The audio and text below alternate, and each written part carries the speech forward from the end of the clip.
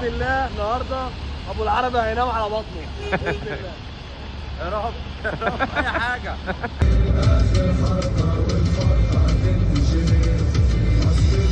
رحلة العذاب طبعا، أي ماتش في برج العرب تمشي في قلب الصحراء، ده كده التصوير عشان منور الدنيا في الحقيقة كحل، ضلمة كحل يعني. غابات برج العرب.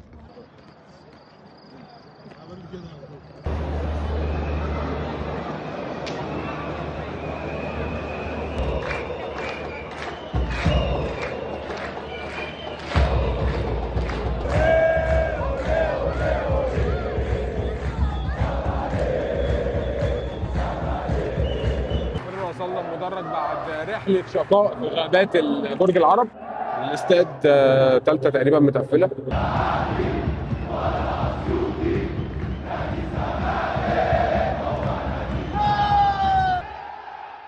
حكام الدوري المصري امتى هتبتدي تحمي لاعب الزمالك خوان بزيرة من الضرب المبرح اللي بيبتدي من اول دقيقة في الماتش لغاية اخر دقيقة؟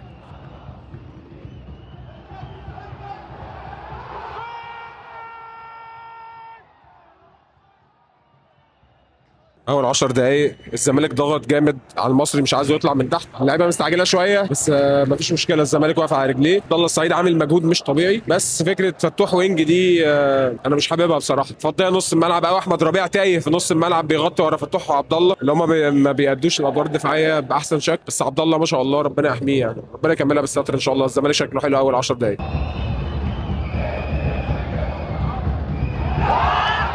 شوط اول عالمي من لعيبه الزمالك، رد فعل ممتاز بعد التاخر في اول 12 دقيقه من الماتش. المصري ما راحش غير بكره واحده دخل الجون، وده يبين لك قد ايه ان الزمالك عنده ازمه في حراسه المرمى، بغض النظر عن ان المهدي سليمان يتحمل ولا لا، بس انا شايف ان كان فيها يعني رد فعل ممتاز من لعيبه الزمالك. عبد الله السعيد شوط اسطوري، روح اسطوريه. يا جماعه انتوا مش في الملعب مش فاهمين عبد الله بيعمل ايه. ثلاثيه عبد الله وفتوح وربيع للاسف بتخلي دايما الكره الثانيه مش بتاعتنا، وبتخلي دايما في مساحه في ظهر احمد ربيع، عامله لنا دايما مشكله في الكره اللي بتسقط او الكره الثانيه اللي مردوده من خط ظهر الزمالك. المصري ما جاش الشوط اول اكتساح للزمالك في كل حاجه على كل المستويات، استحواذ، صناعه فرص، تضييع فرص. عايزين ننزل الشوط الثاني بنفس الحماس اللي كنا عليه في اول 10 دقائق عشان نقدر نحط جون نخلص الماتش ونقتله، عشان مهما كان المصري مش في حالته انما هو فرقه عندها لعيبه تقدر تصنع له الفرق.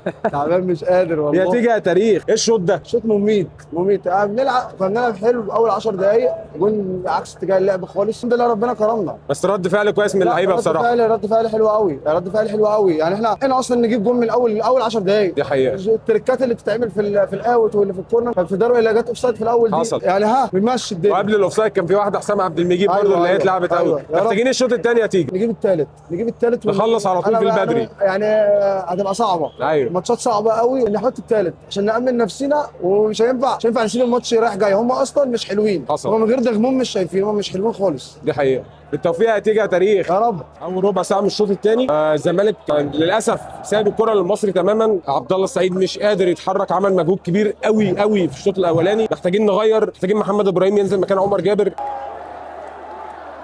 ايوه تيجا.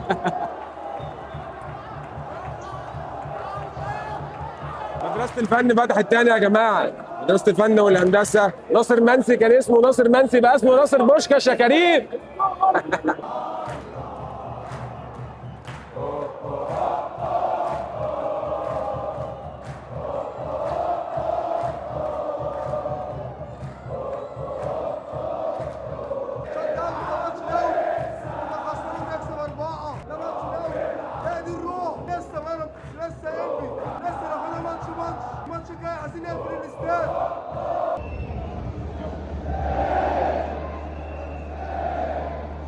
لو لعبنا كل الماتشات اللي باقيه بالروح دي الزمالك بطل الدوري ان شاء الله. خير، مبروك لجمهور الزمالك، واشوفكم ان شاء الله الماتش الجاي.